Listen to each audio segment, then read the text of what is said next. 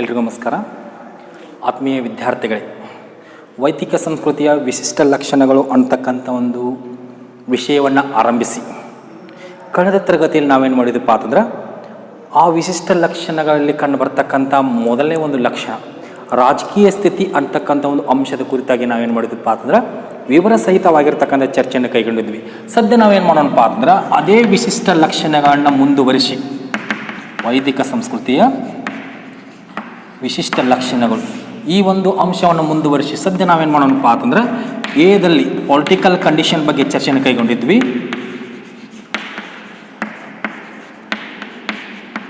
ಸದ್ಯ ನಾವೇನು ಮಾಡೋಣಪ್ಪ ಅಂತಂದ್ರೆ ಬಿ ಅಂತಕ್ಕಂಥ ಒಂದು ವಿಭಾಗದಲ್ಲಿ ಸೋಷಿಯಲ್ ಕಂಡೀಷನ್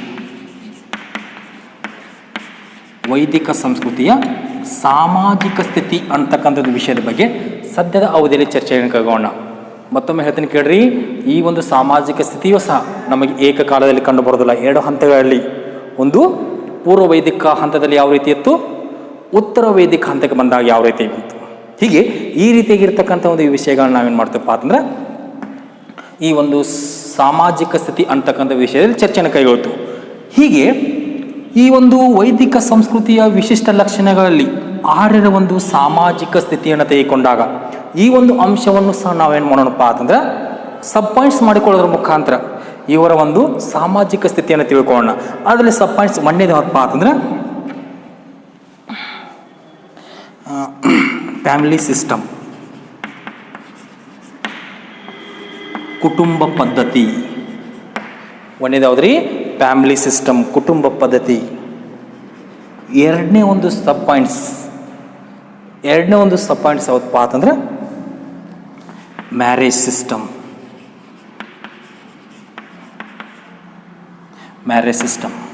ಮೂರನೇದು ಯಾವತ್ತಪ್ಪ ಅಂತಂದ್ರೆ ವುಮನ್ ಸ್ಟೇಟಸ್ ಅಥವಾ ಸ್ಟೇಟಸ್ ಆಫ್ ವುಮನ್.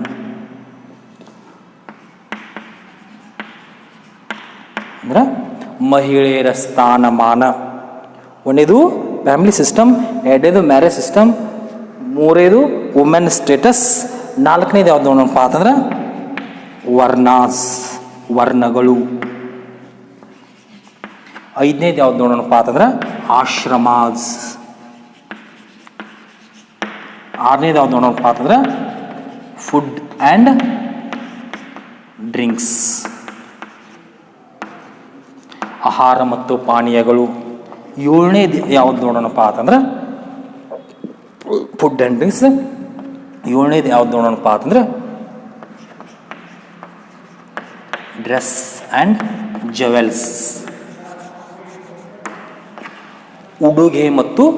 ಉಡುಗೆ ತೊಡುಗೆಗಳು ಮತ್ತು ಆಭರಣಗಳು. ತದನಂತರದಲ್ಲಿ ನಾವೇನು ಮಾಡೋಣಪ್ಪ ಅಂತಂದ್ರೆ ಅಮ್ಯೂಸ್ಮೆಂಟ್ಸ್, ಅವರ ಒಂದು ಮನರಂಜನೆಗಳು. ಹೀಗೆ ಇಷ್ಟೆಲ್ಲ ವಿಷಯಗಳನ್ನೇನು ಮಾಡೋಣಪ್ಪ ಅಂತಂದ್ರೆ ಸದ್ಯದ ಅವಧಿಯಲ್ಲಿ ಚರ್ಚೆನೆ ಕೈಗೊಳ್ಳೋಣ. ಆರ್ಯರ ಸಾಮಾಜಿಕ ಸ್ಥಿತಿ ಸಬ್ ಪಾಯಿಂಟ್ಸ್ ಯಾವ ಬರ್ತಾವೆ ಹೇಳ್ರಿ? ಕುಟುಂಬ ಪದ್ಧತಿ, ವೈವಾಹಿಕ ಪದ್ಧತಿ, ಮಹಿಳೆಯರ ಸ್ಥಾನಮಾನ, ವರ್ಣಗಳು, ಆಶ್ರಮಗಳು, ಆಹಾರ ಮತ್ತು ಪಾನೀಯಗಳು, ಉಡುಗೆ ತೊಡುಗೆಗಳು ಮತ್ತು ಆಭರಣಗಳು, ನಂತರ ಮನರಂಜನೆಗಳು. ಇಷ್ಟೆಲ್ಲ ಪಾಯಿಂಟ್ಸನ್ನು ಏನು ಮಾಡೋಣಪ್ಪ ಅಂದ್ರೆ ಒಂದೊಂದೇ ಚರ್ಚೆನ ಕೈಗೊಳ್ತಾ ಹೋಗೋಣ. ಜೊತೆಗೆ ಇನ್ನೊಂದು ನೀವು ನೆನಪಿಟ್ಕೋಬೇಕು ಹೇಳ್ರಿ, ಇಷ್ಟೆಲ್ಲ ಪಾಯಿಂಟ್ಸ್ ಸಂಬಂಧಪಟ್ಟಿದ್ದು ಒಂದು ಹಂತಕ್ಕೋ ಎರಡು ಹಂತಕ್ಕೆ. ಯಾವ ಹಂತ ಹೇಳ್ರಿ? ಒಂದು ಪೂರ್ವ ವೈದಿಕ ಕಾಲ, ಇನ್ನೊಂದು ಉತ್ತರ ವೈದಿಕ ಕಾಲ. ಇಲ್ಲಿ ನಾವೇನು ಮಾಡೋದ್ರಿ? ಪೂರ್ವ ವೈದಿಕ ಕಾಲದಲ್ಲಿ ಯಾವ ರೀತಿ ಇತ್ತು, ಉತ್ತರ ವೇದ ಕಾಲಕ್ಕೆ ಬಂದಾಗ ಯಾವ ರೀತಿ, ಎರಡನ್ನ ಒಟ್ಟುಗೂಡಿಸಿಕೊಂಡು ಏನು ಮಾಡೋಣಪ್ಪ ಅಂದ್ರೆ ಇವತ್ತಿನ ಈ ಸಾಮಾಜಿಕ ಸ್ಥಿತಿ ಅಂತಕ್ಕಂಥ ಒಂದು ಚರ್ಚೆಯನ್ನು ಕೈಗೊಳ್ಳೋಣ. ಯಾರ ಸಾಮಾಜಿಕ ಸ್ಥಿತಿ ರೀ? ಆರ್ಯರ ಸಾಮಾಜಿಕ ಸ್ಥಿತಿ. ಸಾಮಾಜಿಕ ಸ್ಥಿತಿ ಅಂದ್ರೇನ್ರಿ? ಅವರ ಸಮಾಜ ಯಾವ ರೀತಿ ಇತ್ತು, ಯಾವ ರೀತಿಯಾಗಿ ತಮ್ಮ ಜೀವನವನ್ನು ನಡೆಸ್ತಿದ್ರು, ಈ ವಿಷಯಗಳ ಬಗ್ಗೆ ಏನು ಮಾಡೋಣಪ್ಪ ಅಂದ್ರೆ ಇವತ್ತಿನ ಒಂದು ತರಗತಿಯಲ್ಲಿ ಚರ್ಚೆ ಕೈಗೊಳ್ಳೋಣ. ಆರಂಭಿಕವಾಗಿ ಆರ್ಯರ ಒಂದು ಸಾಮಾಜಿಕ ಸ್ಥಿತಿಯಲ್ಲಿ ಕಂಡುಬರ್ತಕ್ಕಂಥ ಮೊದಲನೇ ಒಂದು ಪಾಯಿಂಟ್ಸ್ ಯಾವುದ್ರಿ? ಕುಟುಂಬ ಪದ್ಧತಿಯನ್ನು ತೆಗೆದುಕೊಂಡಾಗ ಆರ್ಯ ಕಾಲಾವಧಿಯಲ್ಲಿ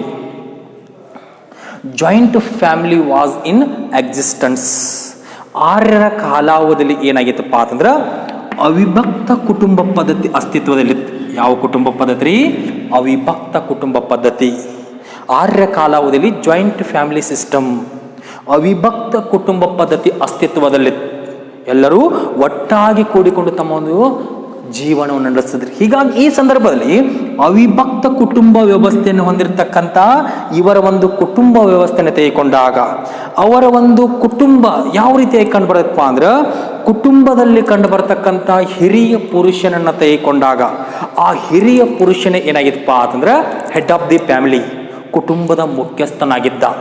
ಹೀಗಾಗಿ ಈ ಹಿನ್ನೆಲೆ ಇಟ್ಟುಕೊಂಡು ಅವರ ಅವಿಭಕ್ತ ಕುಟುಂಬ ವ್ಯವಸ್ಥೆಯನ್ನು ಹೊಂದಿರತಕ್ಕಂಥ ಇದೇ ಆರ್ಯರ ಒಂದು ಕುಟುಂಬವನ್ನು ತೆಗೆದುಕೊಂಡಾಗ ಆ ಕುಟುಂಬದಲ್ಲಿ ಕಂಡು ಬರ್ತಕ್ಕಂಥ ಹಿರಿಯ ವ್ಯಕ್ತಿ ಅಥವಾ ಹಿರಿಯ ಪುರುಷ ಏನಾಗಿತ್ತಪ್ಪ ಅಂತಂದ್ರೆ ಕುಟುಂಬದ ಯಜಮಾನನಾಗಿದ್ದ ಅಥವಾ ಮುಖ್ಯಸ್ಥನಾಗಿದ್ದ.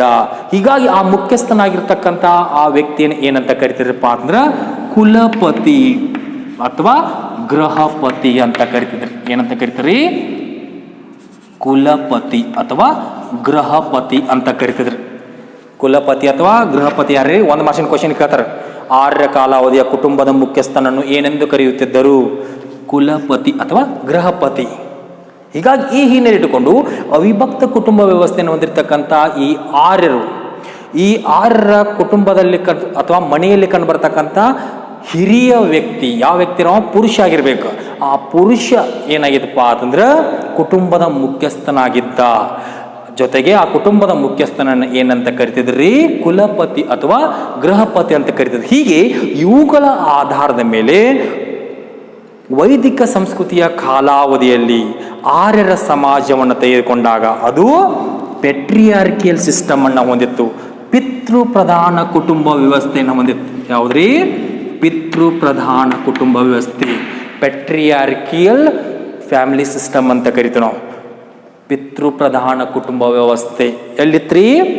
ಆರ್ಯರ ಕಾಲಾವಧಿಯಲ್ಲಿ. ಹೀಗೆ ಪಿತೃ ಪ್ರಧಾನ ಕುಟುಂಬ ವ್ಯವಸ್ಥೆಯನ್ನು ಹೊಂದಿರತಕ್ಕಂಥ ಇದೇ ಆರ್ಯರ ಒಂದು ಸಮಾಜವನ್ನು ತೆಗೆದುಕೊಂಡಾಗ ಅವರ ಸಮಾಜದಲ್ಲಿ ಕಂಡು ಬರ್ತಕ್ಕಂಥ ಒಂದು ವೈವಾಹಿಕ ಪದ್ಧತಿಗಳ ಹಿನ್ನೆಲೆಗೆ ಬಂದಾಗ, ವಿವಾಹ ಪದ್ಧತಿಗಳ ಹಿನ್ನೆಲೆಗೆ ಬಂದಾಗ, ಪ್ರಾಚೀನ ಕಾಲಾವಧಿಯಲ್ಲಿ 8 ರೀತಿಯಾಗಿರ್ತಕ್ಕಂಥ ವಿವಾಹದ ಉದಾಹರಣೆ ಅಸುರ ಅಂತಕ್ಕಂಥ ವಿವಾಹ, ಗಾಂಧರ್ವ ಅಂತಕ್ಕಂಥ ಒಂದು ವಿವಾಹ, ರಾಕ್ಷಸ ವಿವಾಹ, ಹೀಗೆ ಹಲವಾರು ರೀತಿಯಾಗಿರ್ತಕ್ಕ ಒಟ್ಟು 8 ಪ್ರಕಾರ ಕಂಡು ಬರ್ತಾವೆ. ಅವುಗಳನ್ನೆಲ್ಲ ಮುಂದಿನ ಒಂದು ತರಗತಿಯನ್ನು ಏನು ಮಾಡ್ತಾನಪ್ಪ ಅಂದ್ರೆ ನಿಮ್ಮೊಂದಿಗೆ ಚರ್ಚೆಯನ್ನು ಕೈಗೊಳ್ತಾನೆ. ಹೀಗೆ ಒಟ್ಟಾರೆಯಾಗಿ ಪಿತೃಪ್ರಧಾನ ಕುಟುಂಬ ವ್ಯವಸ್ಥೆಯನ್ನು ಹೊಂದಿರತಕ್ಕಂಥ ಆರ್ಯ ಸಮಾಜವನ್ನು ತೆಗೆದುಕೊಂಡಾಗ ಅವರ ಸಮಾಜದಲ್ಲಿ ಕಂಡು ಬರ್ತಕ್ಕಂಥ ಒಂದು ವೈವಾಹಿಕ ಪದ್ಧತಿಯನ್ನು ತೆಗೆದುಕೊಂಡಾಗ ಅವರ ವೈವಾಹಿಕ ಪದ್ಧತಿ ಏನಾಗಿತ್ರಿ?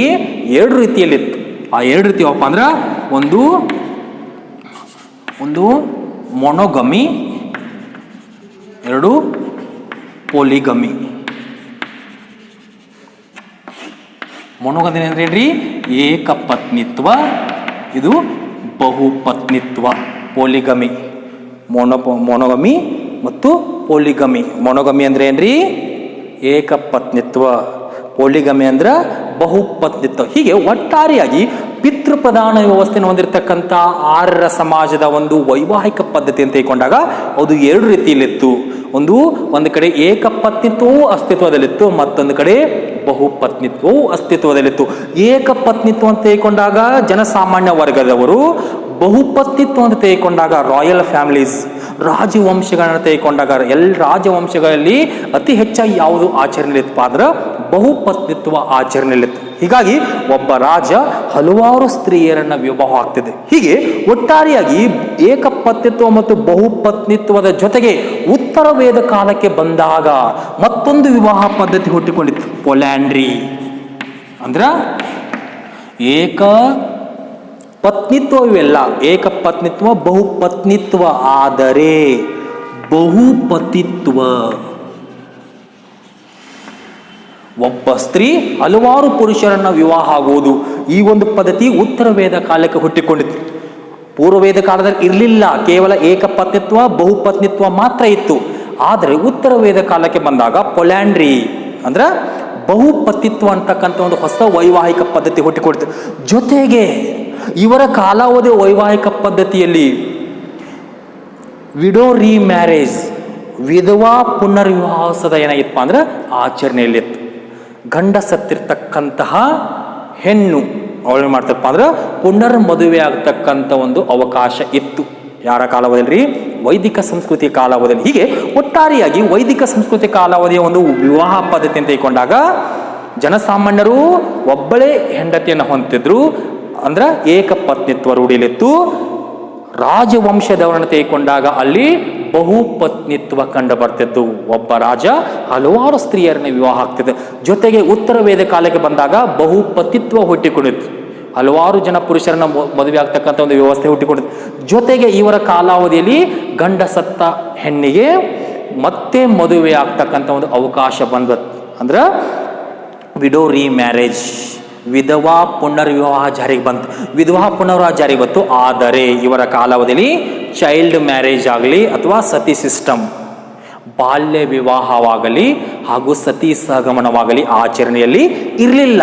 ಒಟ್ಟಾರೆಯಾಗಿ ಪಿತೃಪ್ರಧಾನ ವ್ಯವಸ್ಥೆಯನ್ನು ಹೊಂದಿರತಕ್ಕಂಥ ಆರ್ಯ ಸಮಾಜದಲ್ಲಿ ಏಕಪತ್ನಿತ್ವ, ಬಹುಪತಿತ್ವ ಹಾಗೂ ವಿಧವಾ ಪುನರ್ವಿವಾಹದಂತಹ ವಿವಾಹ ಪದ್ಧತಿಗಳು ಆಚರಣೆಯಲ್ಲಿದ್ದು, ಈ ವಿವಾಹ ಪದ್ಧತಿಗಳ ಜೊತೆಗೆ ಅವರ ಸಮಾಜದಲ್ಲಿ ಕಂಡುಬರ್ತಕ್ಕಂಥ ಒಂದು ಮಹಿಳೆಯರ ಸ್ಥಾನಮಾನವನ್ನು ತೆಗೆದುಕೊಂಡಾಗ, ವುಮೆನ್ ಸ್ಟೇಟಸ್, ಮಹಿಳೆಯರ ಸ್ಥಾನಮಾನವನ್ನು ತೆಗೆದುಕೊಂಡಾಗ, ಪೂರ್ವವೇದ ಕಾಲದ ಒಂದು ಮಹಿಳೆಯನ್ನು ತೆಗೆದುಕೊಂಡಾಗ, ಪೂರ್ವವೇದ ಕಾಲದ ಮಹಿಳೆಯನ್ನು ಏನಪ್ಪಾ ಅಂತಂದ್ರೆ ಸಮಾಜದಲ್ಲಿ ಹೈ ಸ್ಟೇಟಸ್, ಉಚ್ಚ ಸ್ಥಾನ ಅಥವಾ ಉನ್ನತ ಸ್ಥಾನವನ್ನು ಹೊಂದಿದಳು.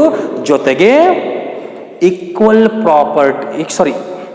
ಅವಳು ಈಕ್ವಲ್ ರೈಟ್ಸ್ ಇನ್ ಪ್ರಾಪರ್ಟಿ, ಆಸ್ತಿಯಲ್ಲಿ ಸಮಪಾಲನ್ನ ಹೊಂದಿದ್ದಳು. ಯಾರೊಂದಿಗೆ? ಪುರುಷನೊಂದಿಗೆ. ಯಾವ ಅವಧಿಯಲ್ಲಿ? ಪೂರ್ವವೇದ ಕಾಲಾವಧಿಯ ಒಂದು ಮಹಿಳೆಯರ ಸ್ಥಾನಮಾನವನ್ನು ತೆಗೆದುಕೊಂಡಾಗ, ಪೂರ್ವವೇದ ಕಾಲಾವಧಿಯ ಒಂದು ಮಹಿಳೆ ಸಮಾಜದಲ್ಲಿ ಹೈ ಸ್ಟೇಟಸ್, ಉನ್ನತ ಸ್ಥಾನವನ್ನು ಹೊಂದುವುದು ಅಷ್ಟೇ ಅಲ್ಲದೆ ಆಸ್ತಿಯಲ್ಲಿ ಈಕ್ವಲ್ ರೈಟ್, ಸಮಾನ ಹಕ್ಕನ್ನು ಹೊಂದಿದ್ದಳು.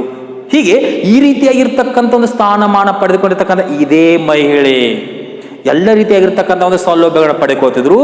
ಆದರೆ ಉತ್ತರ ವೇದ ಕಾಲಕ್ಕೆ ಬಂದಾಗ ಈ ಒಂದು ಮಹಿಳೆಯರ ಸ್ಥಾನಮಾನ ಏನಪ್ಪಾ ಅಂದ್ರೆ ಸ್ವಲ್ಪ ಕ್ಷೀಣಿಸ್ತು. ಕಾರಣ ಏನಪ್ಪಾ ಅಂದ್ರೆ ಆ ಸಂದರ್ಭಕ್ಕೆ ಮನು ಅಂತಕ್ಕಂಥ ವ್ಯಕ್ತಿ ಮಹಿಳೆಗೆ ಕೆಲವೊಂದು ಕಟ್ಟಳೆಗಳನ್ನ ವಿಧಿಸಿದ.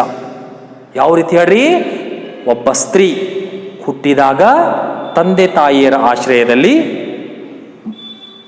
ಮದುವೆಯಾದ ನಂತರ ಗಂಡನ ಆಶ್ರಯದಲ್ಲಿ, ವೃದ್ಧೆಯಾದ ನಂತರ ಮಕ್ಕಳ ಆಶ್ರಯದಲ್ಲಿ, ಹೀಗೆ ಈ ರೀತಿಯಾಗಿರ್ತಕ್ಕಂಥ ಕಟ್ಟಳೆಗಳನ್ನು ವಿಧಿಸಿದ.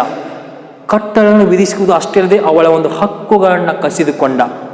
ಕಾರಣ ಏನಪ್ಪಾ ಅಂದ್ರೆ ಉತ್ತರ ವೇದ ಕಾಲಕ್ಕೆ ಬಂದಾಗ ಕೇವಲ ಮೇಲ್ವರ್ಗದ ಒಂದು ಮಹಿಳೆಯರು ಮಾತ್ರ, ಅದರಲ್ಲೂ ಶ್ರೀಮಂತ ಮಹಿಳೆಯರು ಮಾತ್ರ ಶಿಕ್ಷಣವನ್ನು ಪಡೆದುಕೊಂಡ್ರು.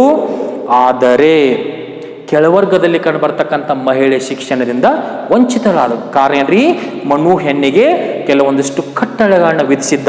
ಹೀಗೆ ಒಟ್ಟಾರೆಯಾಗಿ ವೈದಿಕ ಸಂಸ್ಕೃತಿ ಕಾಲಾವಧಿಯಲ್ಲಿ ಕಂಡು ಬರ್ತಕ್ಕಂಥ ಒಂದು ಮಹಿಳೆಯರ ಸ್ಥಾನಮಾನವನ್ನು ತೆಗೆದುಕೊಂಡಾಗ, ಪೂರ್ವವೇದ ಕಾಲದಲ್ಲಿ ಮಹಿಳೆ ಸಮಾಜದಲ್ಲಿ ಉನ್ನತವಾಗಿರ್ತಕ್ಕಂಥ ಸ್ಥಾನಮಾನ ಹಾಗೂ ಎಲ್ಲ ಸವಲತ್ತುಗಳನ್ನು ಹೊಂದುವುದು ಅಷ್ಟೇ ಅಲ್ಲದೆ ಮನೆಯಲ್ಲಿ ಪುರುಷನೊಂದಿಗೆ ಆಸ್ತಿಯಲ್ಲಿ ಸಮಾನವಾಗಿರ್ತಕ್ಕಂಥ ಒಂದು ಹಕ್ಕನ್ನು ಹೊಂದಿದ್ದಳು. ಆದರೆ ಉತ್ತರ ವೇದ ಕಾಲಕ್ಕೆ ಬಂದಾಗ ಮಹಿಳೆಯರ ಸ್ಥಾನಮಾನದ ಕ್ಷೀಣಿಸಲಿಕ್ಕೆ ಆರಂಭಿಸಿತು. ಕಾರಣ ಮನು ಅಂತಕ್ಕಂಥ ವ್ಯಕ್ತಿ ಮಹಿಳೆಗೆ ಕೆಲವೊಂದಿಷ್ಟು ಕಟ್ಟಳೆಗಳನ್ನು ವಿಧಿಸಿದ. ಆ ಕಟ್ಟಳೆಗಳಿಂದಾಗಿ ಕೇವಲ ಶ್ರೀಮಂತ ವರ್ಗದ ಮಹಿಳೆಯರು ಮಾತ್ರ ಶಿಕ್ಷಣವನ್ನು ಪಡೆದುಕೊಂಡ್ರು. ಆದರೆ ಕೆಳವರ್ಗದ ಮಹಿಳೆಯರು ಶಿಕ್ಷಣದಿಂದ ವಂಚಿತರಾಗಲಿಕ್ಕೆ ಆರಂಭಿಸಿದ. ಆದರೂ ಸಹ ಇಷ್ಟೆಲ್ಲ ಒಂದು ಕ್ಷೀಣಿಸುವಿಕೆ ಕಂಡು ಬಂದರೂ ಸಹ ವೈದಿಕ ಕಾಲಾವಧಿಯಲ್ಲಿ ಪ್ರಸಿದ್ಧವಾಗಿರ್ತಕ್ಕಂಥ ಒಂದು ಮಹಿಳಾ ವಿದ್ವಾಂಸರು ಕಂಡು ಬರ್ತಾರೆ. ಅದರ ಮೇಲೆ 2 ಅಂಕದ ಪ್ರಶ್ನೆ ಕೇಳ್ತಾರ್ರಿ. ವೈದಿಕ ಸಂಸ್ಕೃತಿ ಕಾಲಾವಧಿ ಕಂಡು ಬರ್ತಕ್ಕಂಥ ಮಹಿಳಾ ವಿದ್ವಾಂಸರು, ವುಮೆನ್ ಸ್ಕಾಲರ್ಸ್.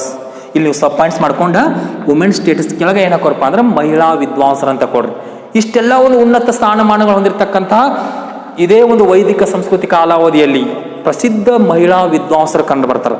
ಅಲ್ಲಿ ಕಂಡು ಬರ್ತಕ್ಕಂಥ ಮಹಿಳಾ ವಿದ್ವಾಂಸರು ಯಾರಪ್ಪ ಅಂದ್ರೆ ಗಾರ್ಗಿ, ಮೈತ್ರೇಯಿ, ಅಪಾಲ, ವಿಶ್ವವರ, ಘೋಷ, ಲೋಪಮುದ್ರ. ಇವರೆಲ್ಲ ಯಾರಪ್ಪ ಅಂದ್ರೆ ಮಹಿಳಾ ವಿದ್ವಾಂಸರು. ಯಾರಾದ್ರೂ ಇಬ್ಬರ ಹೆಸರು ಬರೆದ್ರೆ 2 ಮಾರ್ಕ್ಸ್. ವೈದಿಕ ಕಾಲಾವಧಿಯಲ್ಲಿ ಕಂಡು ಬರ್ತಕ್ಕಂಥ ಮಹಿಳಾ ವಿದ್ವಾಂಸರಾದ್ರ ಗಾರ್ಗಿ, ಮೈತ್ರೇಯಿ, ಲೋಪಮುದ್ರ, ವಿಶ್ವವರ, ಅಪಾಲ, ಘೋಷ. ಇವರೆಲ್ಲ ಮಹಿಳಾ ವಿದ್ವಾಂಸರು. ಇವನ್ನೆಲ್ಲ ನೀವು ಬರ್ಕೊಡ್ರಿ. ಹೀಗೆ ಈ ರೀತಿಯಾಗಿರ್ತಕ್ಕಂಥ ಒಂದು ಮಹಿಳೆಯರ ಸ್ಥಾನಮಾನ ಕಂಡು ಬಂದಂಥ ಸಂದರ್ಭದಲ್ಲಿಯೇ ಉತ್ತರ ವೇದ ಕಾಲಕ್ಕೆ ಬಂದಾಗ ಆ ಸಮಯಕ್ಕೆ ಕೆಲವೊಂದಿಷ್ಟು ಜಾತಿ ವ್ಯವಸ್ಥೆಗಳು ರೂಪುಗೊಳ್ಳಲಿಕ್ಕೆ ಆರಂಭಿಸಿದವು. ಹೀಗಾಗಿ ಆ ಸಂದರ್ಭದಲ್ಲಿ ಏನಾಯ್ತಪ್ಪ ಅಂದ್ರೆ ವರ್ಣಾಶ್ರಮ ಪದ್ಧತಿ ಹುಟ್ಟಿಕೊಂಡಿತ್ತು. ಯಾವ ಪದ್ಧತಿ ರೀ? ವರ್ಣಾಶ್ರಮ ಪದ್ಧತಿ. ಅಂದ್ರೆ 4 ವರ್ಣಗಳು ಹುಟ್ಟಿಕೊಂಡು ಉತ್ತರ ವೇದ ಕಾಲದಲ್ಲಿ. ಹೀಗೆ ಉತ್ತರ ವೇದ ಕಾಲದಲ್ಲಿ 4 ವರ್ಣಗಳು ಹುಟ್ಟಿಕೊಂಡಾಗ ವೃತ್ತಿ ಆಧಾರಿತವಾಗಿರ್ತಕ್ಕಂಥ ಸಮಾಜ ರಚನೆಗೊಳ್ಳಲಿಕ್ಕೆ ಆರಂಭಿಸಿತು.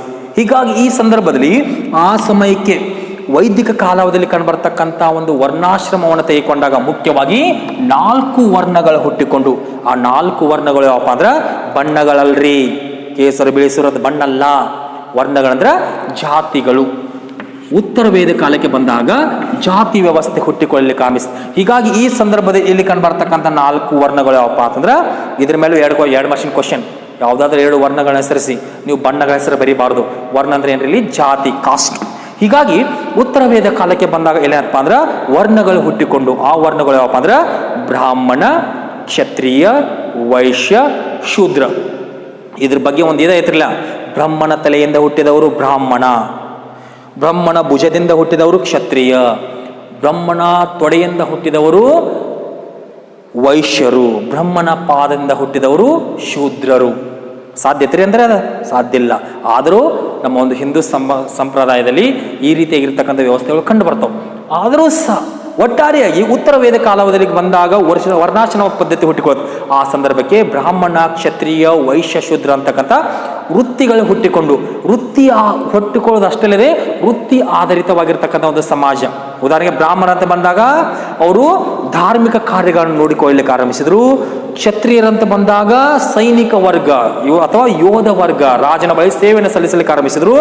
ಬ್ರಾಹ್ಮಣ, ಕ್ಷತ್ರಿಯ, ವೈಶ್ಯರಂತ ಬಂದಾಗ ಇವರು ರೈತಾಪಿ ಮತ್ತು ಕೃಷಿ ಮಾಡ್ತಕ್ಕಂಥ ಒಂದು ವರ್ಗ ಮತ್ತು ವ್ಯಾಪಾರಿ ವರ್ಗ. ಇನ್ನು ಶೂದ್ರ ಅಂತ ಬಂದಾಗ ಗುಲಾಮ ವರ್ಗ, ಕೆಳವರ್ಗದ ಜನತೆ. ಬ್ರಾಹ್ಮಣರು ಈ ಕೆಳವರ್ಗದ ಜನತೆಯ ಮೇಲೆ ಶೋಷಣೆ ಮಾಡಲಿಕ್ಕೆ ಆರಂಭಿಸಿದರು. ಹೀಗೆ ಈ ರೀತಿಯಾಗಿರ್ತಕ್ಕಂಥ ಒಂದು ಜಾತಿ ವ್ಯವಸ್ಥೆ ರೂಪುಗೊಳ್ಳಲಿಕ್ಕೆ ಆರಂಭಿಸಿತು. ಯಾವ ಹಂತಕ್ಕೆ ಬಂದಾಗ? ಉತ್ತರ ವೇದ ಕಾಲಕ್ಕೆ ಬಂದಾಗ. ಹೀಗೆ ಒಟ್ಟಾರೆಯಾಗಿ ಮಹಿಳೆಯರ ಸ್ಥಾನಮಾನವನ್ನು ನೋಡಿದ ನಂತರ ಇದೇ ವೈದಿಕ ಕಾಲಾವಧಿಯ ಸಮಾಜದಲ್ಲಿ 4 ವರ್ಣಗಳು ಹುಟ್ಟಿಕೊಂಡು, ಬ್ರಾಹ್ಮಣ, ಕ್ಷತ್ರಿಯ, ವೈಶ್ಯ, ಶೂದ್ರ. ಹೀಗೆ ಈ 4 ವರ್ಣಗಳ ಹುಟ್ಟಿಕೊಳ್ಳೋದು ಅಷ್ಟೇ ಅಲ್ಲದೆ ಅಖಂಡವಾಗಿರ್ತಕ್ಕಂಥ ಒಂದು ಮನುಷ್ಯನ ಜೀವನವನ್ನ, ಅಂದ್ರೆ ವೈಯಕ್ತಿಕ ಜೀವನ, ಇಂಡಿವಿಜುವಲ್ ಲೈಫನ್ನು ಏನು ಮಾಡಿರಪ್ಪ ಅಂದ್ರೆ 4 ಸ್ಟೇಜ್ ಆಗಿ ಮಾರ್ಪಡಿಸಿಬಿಟ್ರು. ಅಖಂಡವಾಗಿರ್ತಕ್ಕಂಥ ಒಬ್ಬ ವ್ಯಕ್ತಿಯ ಜೀವನವನ್ನು ಏನು ಮಾಡಿರಪ್ಪ ಅಂದ್ರೆ 4 ಹಂತಗಳಾಗಿ ರಚನೆ ಮಾಡಿದ್ರು. ಹೀಗೆ 4 ಹಂತಗಳ ರಚನೆ ಅಥವಾ ವಿಂಗಡಣೆ ಮಾಡಿದಂಥ ಸಂದರ್ಭದಲ್ಲಿ ಆ ಸಮಯಕ್ಕೆ 4 ಆಶ್ರಮಗಳು ಹುಟ್ಟಿಕೊಂಡು, ಆಶ್ರಮ ಅಂದ್ರೆ ಮಠ ಅಲ್ರೇ, ಇಲ್ಲಿ ನಾವೇನು ಚರ್ಚೆ ಮಾಡಿದ್ರು 4 ವರ್ಣಗಳನ್ನು ಚರ್ಚೆ ಮಾಡಿದ್ವು. ವರ್ಣಗಳು ಹುಟ್ಟಿಕೊಂಡ ನಂತರ ಏನು ಮಾಡಿರಪ್ಪ ಅಂದ್ರೆ ಅಖಂಡ ಒಬ್ಬ ವ್ಯಕ್ತಿಯ ಜೀವನವನ್ನ, ಇಂಡಿವಿಜುವಲ್ ಲೈಫ್ ಅಂತ ಕರಿತಿಲ್ಲ, ವೈಯಕ್ತಿಕ ಜೀವನವನ್ನು ಏನು ಮಾಡಿರಪ್ಪ ಅಂದ್ರೆ 4 ಹಂತಗಳಾಗಿ ಭಾಗ ಮಾಡಿರಿ. ಆ 4 ಹಂತದ ಒಂದು ವೈಯಕ್ತಿಕ ಜೀವನವನ್ನ ಏನಂತ ಕರೆದ್ರಪ್ಪ ಅಂದ್ರೆ ಆಶ್ರಮಗಳಂತ ಕರೆದ್ರು. ನೀವು ಸಬ್ ಪಾಯಿಂಟ್ಸ್ ಏನ್ ಹಾಕೋಳ್ರಿ, ಆಶ್ರಮಗಳು. ಇಲ್ಲಿ ಕಂಡು ಬರ್ತಕ್ಕಂಥ ಆಶ್ರಮಗಳು ಯಾವಪ್ಪ ಅಂದ್ರೆ 1 ಬ್ರಹ್ಮಚರ್ಯ, 2 ಗೃಹಸ್ಥ, 3 ವಾನಪ್ರಸ್ಥ, 4 ಸನ್ಯಾಸ. ಬ್ರಹ್ಮಚರ್ಯ,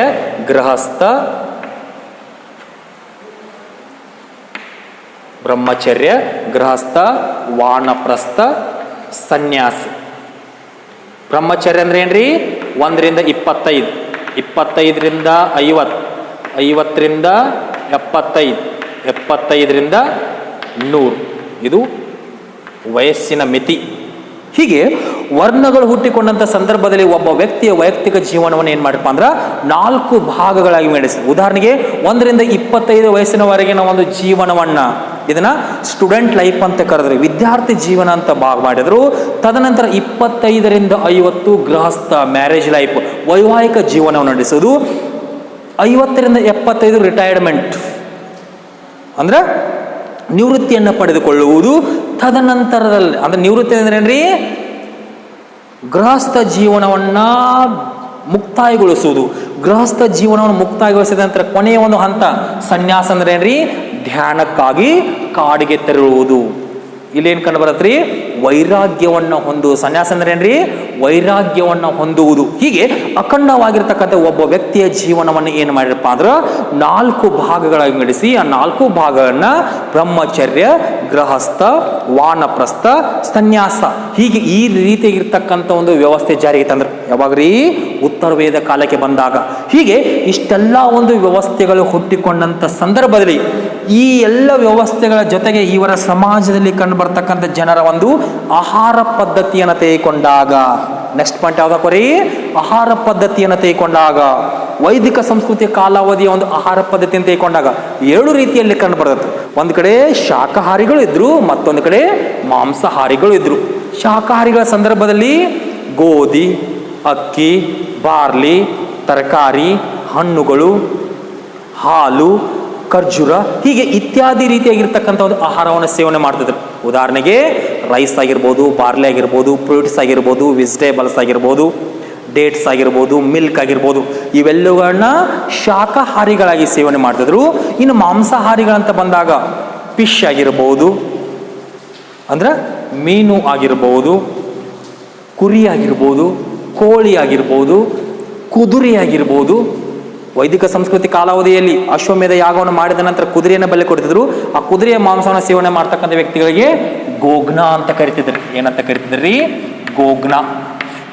ಕುದುರೆಯ ಮಾಂಸವನ್ನು ತಿಂತಕ್ಕಂಥ ವ್ಯಕ್ತಿಗಳಿಗೆ. ಹೀಗೆ ಒಟ್ಟಾರೆಯಾಗಿ ವೈದಿಕ ಸಂಸ್ಕೃತಿ ಕಾಲಾವಧಿಯ ಜನರ ಒಂದು ಆಹಾರ ಪದ್ಧತಿಯನ್ನು ತೆಗೆದುಕೊಂಡಾಗ ಅದು ಶಾಕಾಹಾರಿಯಲ್ಲೂ ಒಳಗೊಂಡಿತ್ತು, ಮಾಂಸಾಹಾರಿಯನ್ನು ಒಳಗೊಂಡಿತ್ತು. ಕೆಲವೊಂದು ಕಡೆ ಶಾಕಾಹಾರಿಗಳು ಕಂಡು ಬರ್ತಿದ್ರು, ಕೆಲವೊಂದು ಕಡೆ ಮಾಂಸಾಹಾರಿಗಳು ಕಂಡು. ಶಾಕಾಹಾರಿಗಳಲ್ಲಿ ವಿವಿಧ ರೀತಿಯಾಗಿರ್ತಕ್ಕಂಥ ಒಂದು ಆಹಾರವನ್ನು ಸೇವನೆ ಮಾಡ್ತಿದ್ರು. ಮಾಂಸಾಹಾರಿಗಳಲ್ಲಿ ವಿವಿಧ ರೀತಿಯಾಗಿರ್ತಕ್ಕಂಥ ಒಂದು ಪ್ರಾಣಿಗಳ ಒಂದು ಮಾಂಸವನ್ನು ಸೇವನೆ ಮಾಡ್ತಿದ್ರು.